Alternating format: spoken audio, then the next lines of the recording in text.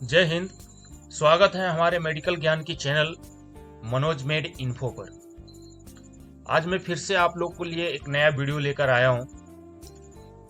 जैसा कि आपको पता ही है कि मैं हमेशा कुछ ना कुछ के स्वास्थ्य से रिलेटेड कुछ वीडियो लाता रहता हूं। तो आज फिर से मैं कुछ बताने वाला हूं आप लोगों को, जिसे जानना बहुत ही ज़रूरी है। कई लोग इस वीडियो को स्किप कर देंगे, जैसे ही देखेंगे जनरल मेडिकल नॉलेज है तो इससे हमें क्या लेना देना है। लेकिन नहीं दोस्तों, आप 3 घंटे का मूवी देख सकते हो, मैच देख सकते हो, मोबाइल में रील स्किप करते रहोगे।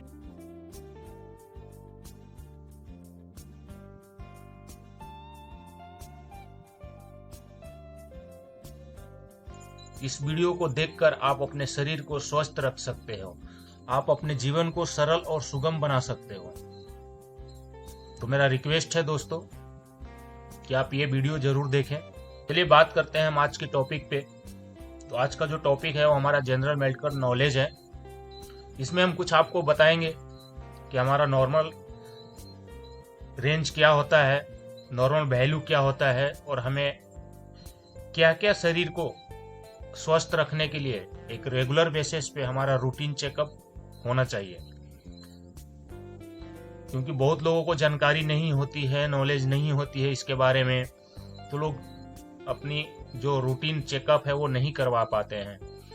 तो मैं उसके बारे में भी बात करूंगा, इस वीडियो के माध्यम से आप लोगों को बताऊंगा। भाई, आप अगर अपने शरीर को स्वस्थ रखना चाहते हैं तो साल में कम से कम साल में एक बार आप ये सब चीज जो मैं आज बताने वाला हूँ, जो टॉपिक, वो जरूर चेकअप करवाएं, ताकि आपको होने वाली बीमारी के बारे में पहले ही पता चल जाए और उसका आप इलाज समय से ले सके। रूटीन चेकअप बहुत ही जरूरी है हमारे शरीर को स्वस्थ रखने के लिए। बात करते हैं आज ब्लड प्रेशर। ब्लड प्रेशर क्या होता है सभी लोग जानते हैं, जिसको हम बीपी बोलते हैं, बट इस पे कोई ध्यान नहीं देता है, क्योंकि ज़्यादातर लोगों को इसके बारे में उतनी जानकारी नहीं है कि ये क्या होता है। बस नाम सुने हैं बीपी, या अगर कोई बता दिए कि आपका बीपी ज़्यादा है तो वो घबरा जाते हैं, क्योंकि उनको पता नहीं है कि नॉर्मल बीपी कितना होना चाहिए, इसका नॉर्मल रेंज क्या होती है। तो आज मैं बताता हूँ ब्लड प्रेशर यानी कि बीपी। सिंपल शब्दों में बताता हूँ दोस्तों, क्योंकि काम आने वाली वीडियो है और हर किसी को समझाने के पर्पज से मैं ये वीडियो बना रहा हूँ। तो सिंपल सा शब्दों में मैं बता रहा हूँ कि ब्लड प्रेशर क्या होता है। ब्लड प्रेशर, जैसा कि आप लोगों ने देखा होगा, आजकल हर किसी के घर में मोटर पाइप लगा हुआ है। तो जब मोटर स्टार्ट करते हैं और पाइप के थ्रू जब पानी आती है, उसमें एक प्रेशर होता है, कितनी प्रेशर से वो पानी दे रहा है।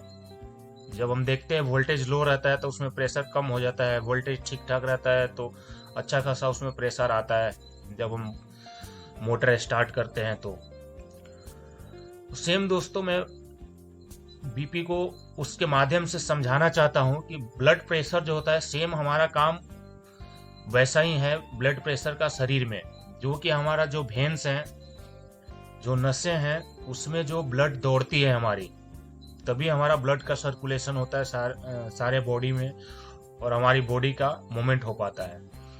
तो जिस तरीके से पाइप में जितना फोर्स लग रहा है, जितना ताकत मोटर लगा रही है उस पाइप के ऊपर, और उस पाइप पे जितना फोर्स आ रहा है पानी को आने में, सेम वैसा हमारा जो वेन है, नसें हैं, उसमें जब ब्लड दौड़ रहा है तो वो कितने प्रेशर से दौड़ रहा है, उसका प्रेशर जो है हमारे नस पे कितना लग रहा है, उसी की चेकअप जो होती है, उसको जो हम चेक करते हैं उसे हम क्या बोलते हैं, बीपी बोलते हैं। उसको हम नाम दिए हैं, वो ब्लड प्रेशर है।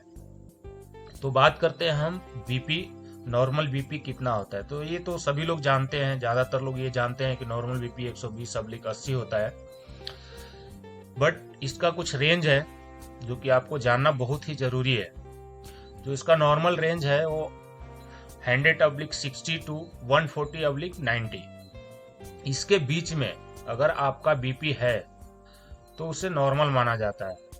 हाँ, बट यहाँ पर ध्यान देने वाली बात यह है कि अगर कोई 20 साल का लौंडा है अगर उसकी बीपी 140 और 90 है तो भाई ज़्यादा है। ये 140 और 90 उन लोगों के लिए है जिसकी एज 40 से ऊपर हो गई है।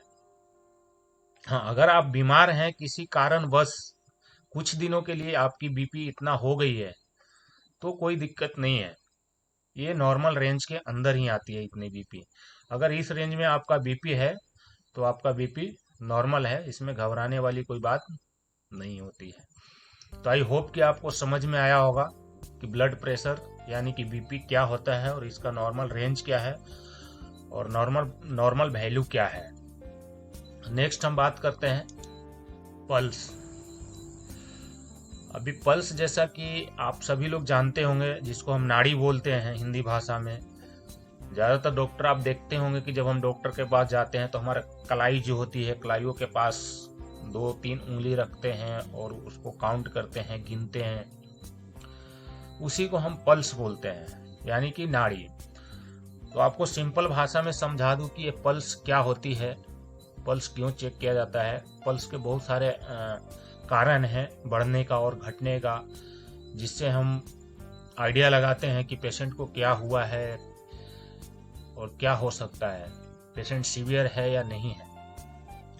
तो ये वीडियो नॉर्मल मैं उन लोगों के लिए बता रहा हूँ जो नॉर्मल व्यक्ति हैं, जो मेडिकल साइड से नहीं है, उनके लिए जो अपना बेसिक जानकारी रखें और अपने शरीर को स्वस्थ रखें, उनके लिए। तो पल्स यानी कि हमारा हार्ट बीट है। हार्ट हमारा कितनी बार धड़क रहा है, उसकी धड़कन को हम नापते हैं 1 मिनट में, काउंट करते हैं आपकी हार्ट कितना बार पंप कर रहा है। जैसा आप देखे होंगे कभी कि हार्ट क्या करता है, पंप करता है, तभी हमारा ब्लड क्या होता है, सारे वेन नस में जाता है और जो डीऑक्सीनेटेड ब्लड होता है वो वापस फिर से लंग्स में फिल्टर होकर दोबारा फिर से हार्ट में जाता है। तो आपको बता दूं कि पल्स वही है जो हमारा हार्ट धड़क रहा है, जितनी बार पंप कर रहा है उसे पल्स बोलते हैं, नॉर्मल पल्स। तो जो नॉर्मल पल्स है वो 72 होता है, यानी कि 72 बार होता है। हमारा जो पल्स है 1 मिनट में, हमारी जो धड़कनें हैं 1 मिनट में 72 बार धड़कती है। अभी बात करते हैं हम इसकी नॉर्मल रेंज की। तो अगर आपका हार्ट 60 से लेके 100 बार 1 मिनट में अगर धड़क रहा है तो इसे भी हम नॉर्मल मानते हैं कि ये नॉर्मल है। 60 और 100 के बीच में अगर आपका हार्ट है तो वो हार्ट बीट है, तो नॉर्मल है। लेकिन अगर आप एक नौजवान हो, आपका एज 15 से 20 साल है, तो आपका हार्ट रेट जो है वो 100 तक नहीं होना चाहिए, 60 के लमसम में ही होना चाहिए। तब आपका है बिल्कुल एक स्वस्थ शरीर का इंडिकेशन है। अगर आपका हार्ट रेट 100 की तरफ है, यानी आपका शरीर में कुछ ना कुछ प्रॉब्लम है, आपको चेकअप कराने की जरूरत है। चलिए हम नेक्स्ट देखते हैं बॉडी टेम्परेचर। बॉडी टेम्परेचर, जैसे टेम्परेचर से आप लोगों को पता चल रहा होगा हीट, बॉडी हीट, जिसे हम क्या बोलते हैं, फीवर। तो फीवर भी हमारा एक शरीर का एक साइन है जो कि बताता है कि हमारा शरीर में कोई प्रॉब्लम है। अगर बात करें हम बॉडी टेम्परेचर या फीवर की, तो फीवर कोई बीमारी नहीं होती है। फीवर हमारे बॉडी का एक साइन होता है जो कि ये बताता है कि हमारा शरीर में कुछ ना कुछ इन्फेक्शन हुआ है। जब हमारा शरीर में कोई इन्फेक्शन होता है तब जाकर हमारा शरीर में फीवर होती है। इसका होने का कारण बहुत सारे हैं, मैं इसके कारण पे नहीं जाऊंगा, वीडियो बहुत लंबी हो जाएगी। तो अगर आपका शरीर जो नॉर्मल इसका रेंज है 98.6 डिग्री फ़ारेनहाइट, अगर आपके पास आजकल हर किसी के यहाँ डिजिटल थर्मामीटर चलती हैं, तो आप घर में अपना फर्स्ट एड के तौर पे एक डिजिटल थर्मामीटर जरूर रखें। एक नॉर्मल सा इंस्ट्रूमेंट है, मेडिकल इंस्ट्रूमेंट है, जो कि ज़्यादा कॉस्टली भी नहीं है, 100-150 के रुपये में आ जाती है। तो जब भी आप चेक करें, अगर आपका टेम्परेचर 98.6 दिखा रहा है तो आपका टेम्परेचर नॉर्मल है।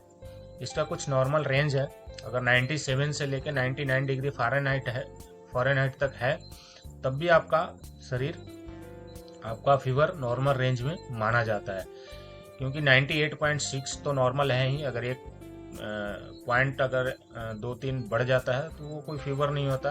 अगर आप धूप में हैं या कुछ एक्सरसाइज कर रहे हैं या गर्म जगह पे हैं तो उस टाइम पे बढ़ जाता है। तो वो हालात देखनी पड़ती है कि आप किस माहौल में हैं, अभी कैसे वातावरण में आप हैं, और चेक कर रहे हैं। ये रिस्पिरेशन रेट क्या है, आपको मैं सिंपल सा शब्दों में बताऊं तो एक जो हम सांस ले रहे हैं उसे हम क्या बोलते हैं, रिस्पिरेशन रेट बोलते हैं। तो ये भी हमारा एक काउंट होता है कि हम 1 मिनट में कितनी बार सांस ले रहे हैं और कितनी बार सांस छोड़ रहे हैं, उसे काउंट करना रिस्पिरेशन रेट कहलाता है। तो जो नॉर्मल हमारा रिस्पिरेशन रेट है, सांस की दर है, वो 16 बार होती है। अगर एक व्यक्ति 1 मिनट में 16 बार सांस ले रहा है तो वह स्वस्थ है। लेकिन इसका कुछ नॉर्मल रेंज है, ऐसा नहीं है कि हर कोई 16 बार ही सांस ले रहा है। अगर 16 से ज़्यादा ले रहा है या कम ले रहा है मतलब वो स्वस्थ नहीं है, उसको कुछ प्रॉब्लम है, ऐसा नहीं है। कुछ ऐसा रेंज है जिसकी जानकारी हमें होना चाहिए। नॉर्मल रेंज है 12 से 20। अगर आप 1 मिनट में 12 से 20 बार सांस ले रहे हैं मतलब आपका जो रिस्पिरेशन रेट है वो नॉर्मल है, ना तो ज़्यादा है और ना कम है। हाँ, अगर इससे ज़्यादा या कम है मतलब आपके शरीर में कोई ना कोई प्रॉब्लम है, तो आपको डॉक्टर का सलाह लेना चाहिए। उसके बाद देखते हैं हम बॉडी मास इंडेक्स यानी कि BMI।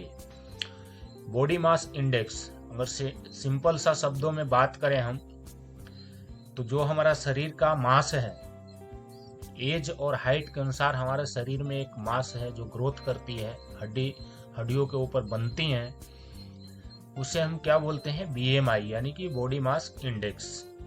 इसको काउंट किया जाता है kg पर मीटर स्क्वायर में।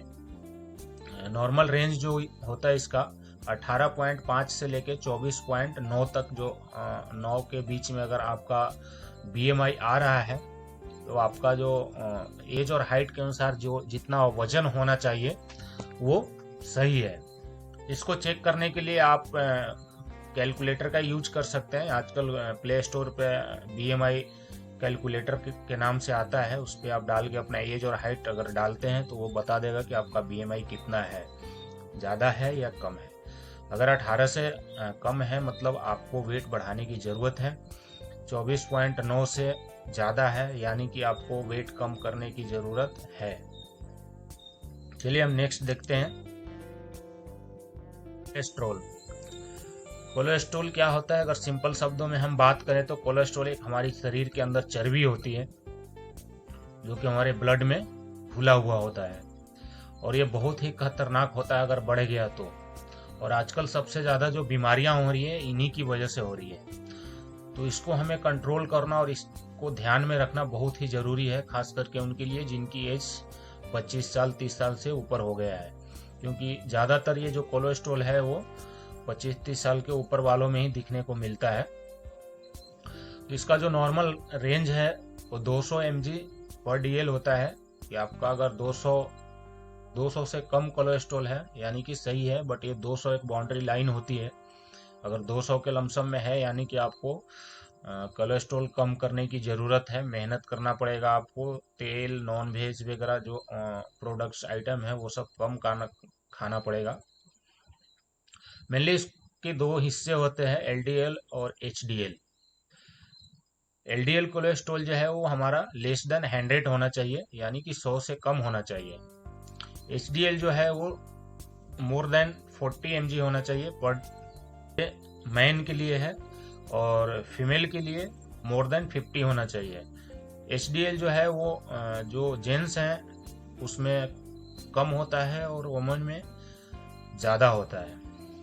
इसमें कई टाइप होते हैं बट हमें मेनली जानना क्या है, जो नॉर्मल हमारा टोटल कोलेस्ट्रॉल होता है। अगर ये सही है तो ये सब कराने की ज़रूरत नहीं पड़ती। इसमें बहुत सारे और भी कैटेगरी हैं बट मैं इसमें आपको बता नहीं रहा हूँ क्योंकि आपको ये सब जानने की ज़रूरत नहीं है। मेनली आपको इस पे फोकस देना है। अगर आपका टोटल कोलेस्ट्रॉल 200 से कम है तो आपके लिए ठीक है। अगर 200 से ज़्यादा बढ़ रहा है मतलब ये सारे डिस्टर्ब हो जाएंगे और ये भी बढ़ जाएंगे। तो मेनली हमें इस पे ध्यान रखना पड़ता है। तो इसकी आप बीच बीच में चेक करवाते रहें, खास करके अगर 30 साल से ऊपर की आपकी एज है तो आपको साल में एक बार जरूर चेक करवाना चाहिए टोटल कोलेस्ट्रॉल। और अगर ज़्यादा है तो आपके उस ऊपर ध्यान देना चाहिए, अपने डॉक्टर से सलाह लेना चाहिए, क्योंकि ये बहुत ही बड़ी बीमारी का घर है। इससे हमारे शरीर में कई तरह के रोग होते हैं। अभी बात करते हैं ब्लड शुगर। ब्लड शुगर बोले तो हमारे शरीर में शुगर की मात्रा जो है, वो मिठास की मात्रा जो है हमारे ब्लड में ज़्यादा हो जाता है, जिसे हम क्या बोलते हैं, ब्लड शुगर बोलते हैं। इसका जो नॉर्मल रेंज है वो लेस देन 100 है। अगर आप खाना खाने से पहले करवा रहे हैं तो लेस देन 100 होना चाहिए, और खाना खाने के बाद 2 घंटे बाद अगर करवा रहे हैं तो लेस देन 140 यानी कि 140 से नीचे होना चाहिए। अगर आपकी एज 30 से 40 साल के बीच में है या 30 साल से ऊपर है तो आपको ये टेस्ट हर साल में 1 से 2 बार जरूर करवाना चाहिए, ताकि आपको पता चलता रहे कि हमारे शरीर में क्या चल रहा है, शुगर लेवल सही है या नहीं है। क्योंकि ये भी एक बहुत ही खतरनाक बीमारी है। अगर एक बार हो गया तो इसकी इलाज, जब तक आप दवाई खाएंगे तब तक सही रहेगा, दवाई छोड़ देंगे फिर से वापस हो जाएगा, क्योंकि इसका परमानेंट इलाज नहीं है। ब्लड ऑक्सीजन की तरफ यानी कि सेचुरेशन। ब्लड ऑक्सीजन क्या होता है, जिसको हम SpO2 बोलते हैं, आपने सुना होगा। ब्लड ऑक्सीजन का मतलब है कि जो हमारा ब्लड है, सर्कुलेशन हो रही है बॉडी में, उसमें हमारा ब्लड जो है ऑक्सीजन कितना कैरी कर रहा है। जब तक हमारा जो ब्लड है वो ऑक्सीजन को कैरी नहीं करेगा, तब तक हमें सही से हमारा सर्कुलेशन नहीं हो पाएगा। तो इसका जो नॉर्मल रेंज है वो 95 से लेके 100 है, यानी कि 95 और 100 के बीच में अगर आपको SpO2 आ रहा है तो आपका SpO2 नॉर्मल है, आपको कोई दिक्कत नहीं है। इसको चेक करने के लिए SpO2 प्रोब आती है, जो कि आजकल मार्केट में 1000 के लमसम में आपको कहीं भी इजीली मिल जाता है, मेडिकल स्टोर से या ऑनलाइन। तो ये भी एक छोटा मोटा मेडिकल इंस्ट्रूमेंट है जो कि घर में रखना जरूरी है, और आप रख सकते हैं। अगर आपको ये वीडियो अच्छा लगा हो, आपको इस वीडियो से नॉलेज कुछ मिला हो, कुछ सीखने को मिला हो, तो हमारे चैनल को सब्सक्राइब करें, वीडियो को लाइक करें और शेयर करें। ऐसा ही मैं वीडियो बनाता रहता हूं आप लोगों के लिए। तो आज के लिए इतना ही। जय हिंद, जय भारत।